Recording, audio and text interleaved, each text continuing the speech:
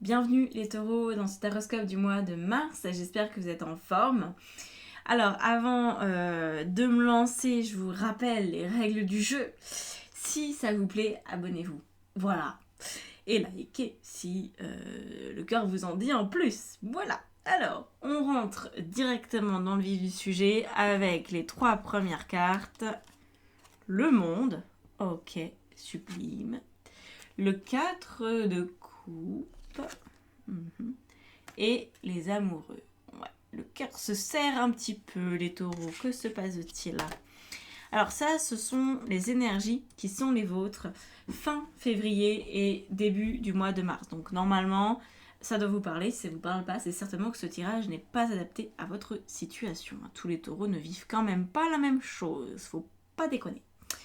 Donc, là, ce qu'on peut ressentir direct, c'est une emprise là sur le cœur, ça fait mal. Qu'est-ce qui se passe? Vous n'êtes pas très en forme de ce que je ressens ici. Le monde, c'est... J'ai fait le tour de la question, j'ai été jusqu'au bout de ce que je pouvais supporter ou faire ou initier. Et maintenant, je me rends compte qu'en fait, je suis déçue. Quoi qu'il arrive, je suis déçue. J'ai peut-être même le cœur meurtri qui saigne, ça va pas.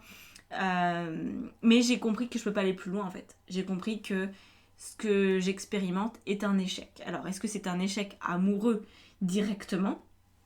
Possible. Parce qu'on a quand même la carte de l'amoureux. Alors, vous savez, l'amoureux, c'est le choix du cœur. Donc, c'est pas forcément du love. Mais ça peut. Donc, en fait, là, on nous parle d'un sujet dans lequel vous vous êtes investi et que ça ne marche pas. Ça ne marche pas. Alors, c'est peut-être une relation, c'est peut-être un travail, c'est peut-être... je sais pas quoi, une idée que vous aviez, une envie, peu importe.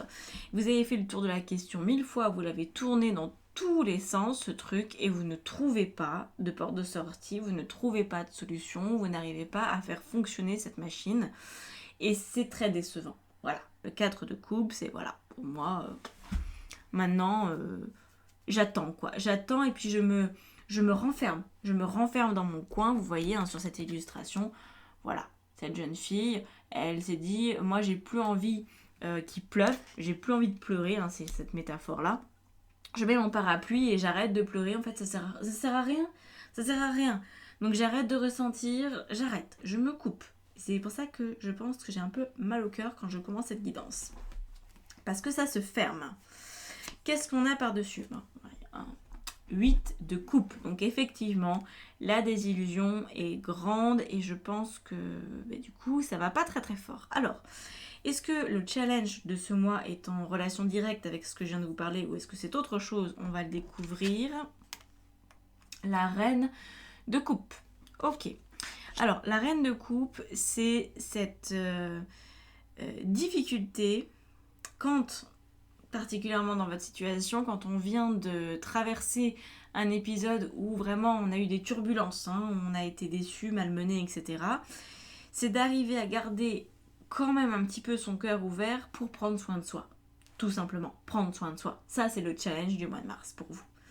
Parce que là, le 4 et le 8 de coupe, c'est un peu, allez, on fait table rase, je veux même plus y penser, et du coup, on prend pas le temps de faire son deuil, en fait. On prend pas le temps d'intégrer les émotions contrariées qu'on a pu ressentir, on veut juste passer à la suite, ou alors on veut juste dire, je ne veux plus jamais en entendre parler, et je reste, je fais mon ermite, je fais le dos rond, et j'attends que la vie passe, j'attends, je sais pas quoi, mais j'attends. Ok? Bah là, ça va peut-être pas être possible parce qu'avec ce challenge, vous allez devoir prendre soin de vous. Donc peut-être en parler, aller voir quelqu'un, un psy ou qui que ce soit pour parler de ce qui vous a déçu, mettre des mots, essayer de ressentir parce que parfois quand on est bloqué, on a beau être triste, on sait qu'on doit être triste. Par exemple quand on perd quelqu'un, quand on se fait plaquer, quand ce genre de choses arrive, c'est normal d'être triste, c'est humain. Mais si les larmes sont bloquées, si vous n'arrivez pas à en parler, si vous avez l'impression de ne plus rien ressentir, il y a problème. Il y a problème. Ça doit vous faire quelque chose. Ça doit. Donc, c'est pour ça qu'on a cette reine de coupe qui nous dit ça serait bien de prendre le temps d'écouter les émotions, en fait. Ça serait plutôt même une très bonne idée.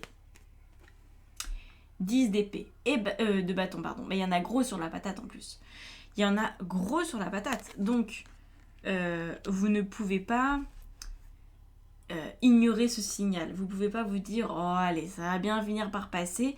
Là c'est pas de mettre la poussière sur le tapis, c'est le tas d'ordures sous le tapis. Vous pouvez mettre vos ordures sous le tapis, mais quand vous allez marcher dessus, vous allez tomber peut-être parce que le tas sera trop gros en dessous, vous voyez. Puis ça va tellement puer qu'au bout d'un moment ça va vous déranger quand même, hein, cette odeur dans votre maison. Donc voilà, qu'est-ce qui vous aide? Qu'est-ce qui vous aide à ouvrir les vannes quelque part et à accepter de ressentir? Le 6 d'épée. Alors, le 6 d'épée, c'est une carte qui nous dit que vous avez quitté une situation où on vous a poussé dehors, peu importe, mais vous avez en tout cas vous avez bien fait de quitter cette situation si c'est vous qui avez pris la décision. Et c'est de toute façon une bonne chose pour vous. Donc ça, ce serait en fait ce qui vous aide, c'est de le voir de cette façon-là. De voir que effectivement, vous avez fait le tour de la question. Admettons, si c'était un problème sentimental, vous avez essayé de vous entendre avec la personne avec qui vous étiez. Vous avez tout fait. Vous avez peut-être même fait une thérapie de couple. Vous avez tenté plein de trucs. Et puis au final, ça marche pas.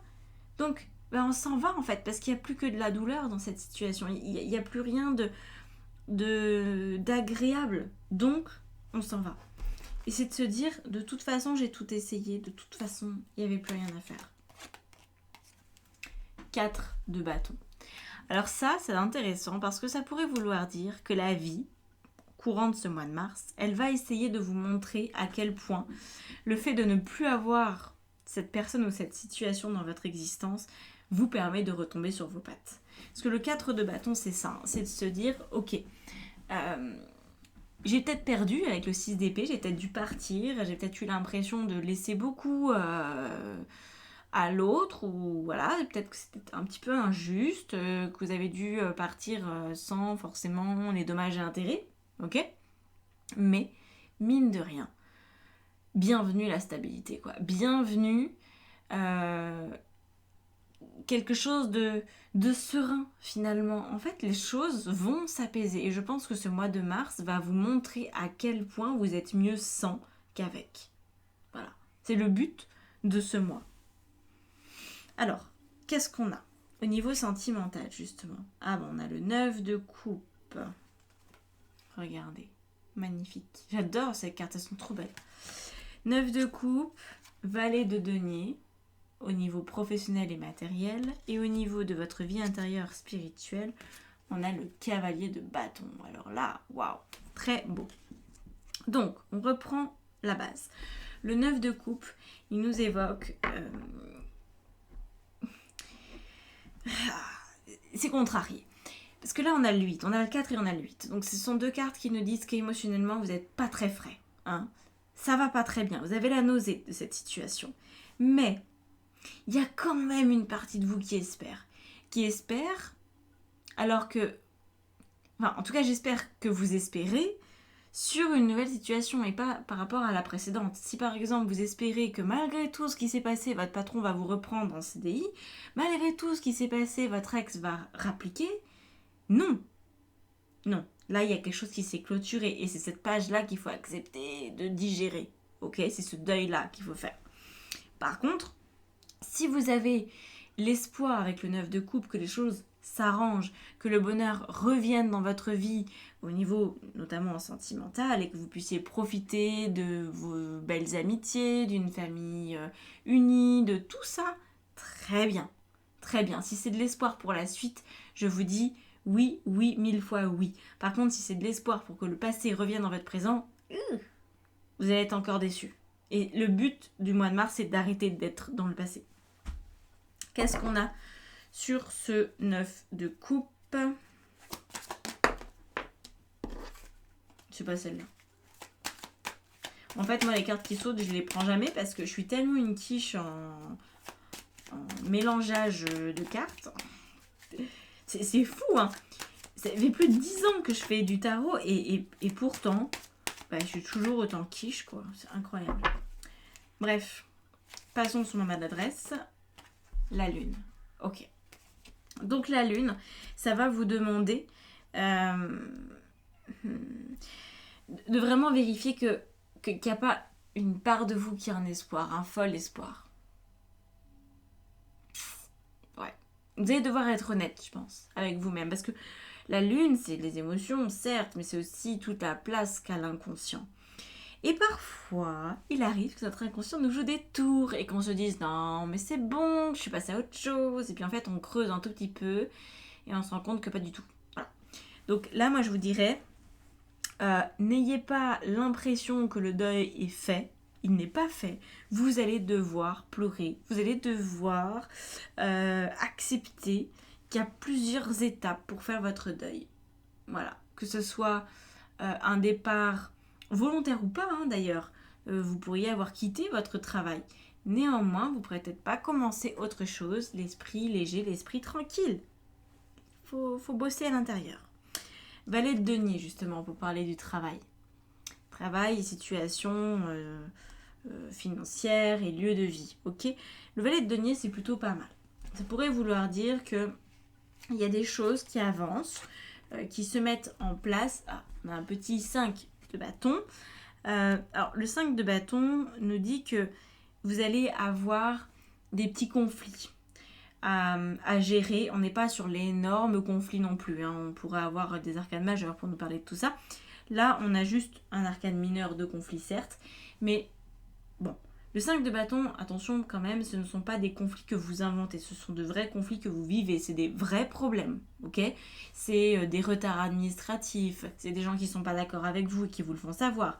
C'est pas juste des trucs que vous imaginez. Hein. C'est des trucs qui arrivent pour de vrai et qu'il faut vraiment prendre à bras le corps pour se dire ok, qu'est-ce que je fais, qu'est-ce que je choisis, voilà.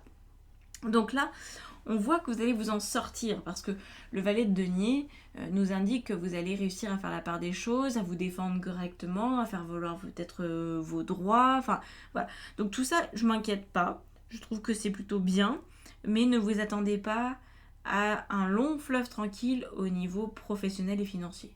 Il va y avoir des up and down. Bon. Au niveau de votre vie intérieure, je vous la remontre, elle est magnifique cette carte. Le cavalier de bâton, vous allez passer dans un cercle de feu. Bon, ce n'est qu'une métaphore, heureusement. Sauf si vous êtes un excellent cavalier et que vous avez un super cheval qui n'a pas peur du feu. Donc, le cavalier de bâton, ce qu'il veut dans la vie intérieure, c'est déménager. Déménager ce qui n'a plus lieu d'être. C'est un homme d'action, le cavalier de bâton particulièrement. Il adore l'action, il existe à travers l'action. Donc là, je pense que parallèlement au fait de retrouver vos appuis, parallèlement au fait d'accepter cette situation et ce deuil et peut-être d'accepter aussi les émotions qui remontent liées à ça, vous allez aussi pouvoir vous engager dans une nouvelle direction. Vous dire que ouais, là il y a vraiment un nouveau chapitre qui s'ouvre et ça peut être très enthousiasmant en fait, ça peut être super cool d'avoir cette possibilité d'avancer. Donc ça c'est quelque chose qui vient nourrir votre foi, vous voyez. Le magicien. Très bien, c'est très bien. C'est parfait. Vous allez sentir ce nouveau départ et vous aurez envie de le prendre. Vous aurez envie de le prendre. Par contre, pour vraiment le prendre correctement et pas partir bille en tête dans une nouvelle direction juste pour éviter de ressentir ce que vous venez de perdre, prenez du temps. Prenez du temps pour vous et puis la nouvelle direction, elle va se profiler, elle va se révéler à vous. Mais ne soyez pas dans la hâte de passer à autre chose. Vous saurez quand le moment sera venu. Et ça sera au mois de mars, hein, donc voilà, vous n'allez pas non plus attendre jusqu'à la Saint-Glingla. Alors, si vous faites tout ça, si vous accueillez vos émotions, que vous acceptez de tourner la page et que vous gérez les petits conflits là financiers, qu'est-ce qui se passe à la fin du mois ? Magnifique as de coupe. Vous découvrez une nouvelle forme d'amour. Voilà, j'ai pas envie de vous prédire un nouvel amour au sens amoureux du terme, mais voilà, on est dans l'idée avec l'as de coupe. Un peu comme la reine de coupe, vous voyez au-dessus, de se dire ok, je me donne le droit de voir ma vie autrement, c'est vraiment un niveau de confiance, c'est plus d'amour dans les relations, plus de bonheur, enfin c'est très... Hein, l'as de coupe, c'est une forme de délivrance aussi quand même. Hein. Alors qu'est-ce qu'on a par-dessus celle-ci. La force. Parfait. Alors là, c'est très très beau. Ce qui ressort ici, c'est que vous passez d'une situation où vous subissiez un amour ou un attachement, et que là, vous allez réussir à faire le choix de l'amour. C'est pas du tout pareil. Je sais pas si c'est très clair ce que je vous raconte. Je vais essayer de vous donner un exemple. Admettons, vous étiez en couple. Sauf que c'était un couple qui était compliqué. Tout était compliqué. Tant et si bien que vous ne saviez même pas vraiment si vous aimiez l'autre ou si vous étiez juste dans l'habitude d'être avec l'autre. Bon, c'était un espèce de fouillis-bouillis. Au final, vous avez mis un terme ou l'autre a mis un terme à ce truc et vous êtes séparés. Ok, donc là, c'est le mois de la reconstruction. À la fin du mois, vous allez comprendre que la relation que vous venez de vivre, vous ne l'avez pas vraiment choisie. Vous ne l'aviez pas choisi en conscience. Moi, j'ai beaucoup de clientes, malheureusement, qui viennent me voir en guidance sentimentale ou en coaching avec souvent la même problématique, qui est qu'en fait, ce sont des personnes qui n'ont pas appris ce que c'était l'amour. Qui n'ont pas la bonne définition de l'amour conjugal, par exemple. Et du coup, qui se retrouvent à vivre des trucs qui sont franchement difficiles, qui n'ont rien d'agréable, qui sont juste compliqués, plus compliqués, égale compliqués, quoi. Et là, je pense que vous allez remettre les compteurs un peu à jour et que vous allez vous rendre compte que si vous avez une nouvelle définition de l'amour de vous-même, parce que c'est quand même le challenge de la reine de coupe, si vous apprenez à vous redonner la bonne place, vous allez pouvoir choisir de faire rentrer certaines personnes dans votre vie et d'autres pas. Parce que votre référentiel aura changé. Parce que vous serez en capacité de choisir beaucoup plus consciemment de l'amour, quelle que soit la forme que vous lui donnez, que ce soit de l'amitié ou pas. Et là, vous sentirez en maîtrise du coup. Parce que la force, c'est ça, c'est je maîtrise mon engagement émotionnel. Alors que là, auparavant, vous êtes complètement fait avoir. C'est comme si vous aviez mis la main dans un engrenage et que c'était parti, le bras s'était engouffré et vous êtes complètement perdu dans cette situation, dans cette relation. Et ça, c'est plus quelque chose qui est possible apparemment. Voilà, au niveau de l'âme, là, ça n'a pas l'air d'être ok de recommencer ce truc-là. Donc c'est pour ça que c'est un mois de retour à vous qui est nécessaire pour pouvoir par la suite choisir et non plus se retrouver victime. Vous voyez, il y a des expressions comme ça dans la langue française que je trouve un peu terribles. Quand on dit « je suis tombée amoureuse », bah non, en fait, on tombe pas amoureux, c'est des salades. On tombe pas amoureux. On est attiré par quelqu'un et les premiers instants, on va dire, oui, il y a quelque chose de l'ordre de l'automatisme. On ne peut pas forcément contrôler l'attirance qu'on a pour quelqu'un, mais on peut choisir de s'engager ou pas. Et c'est là qu'intervient l'amour. C'est une fois que les papillons dans le ventre sont passés, une fois que tout ça s'est terminé, est-ce que je choisis d'aimer cette personne ?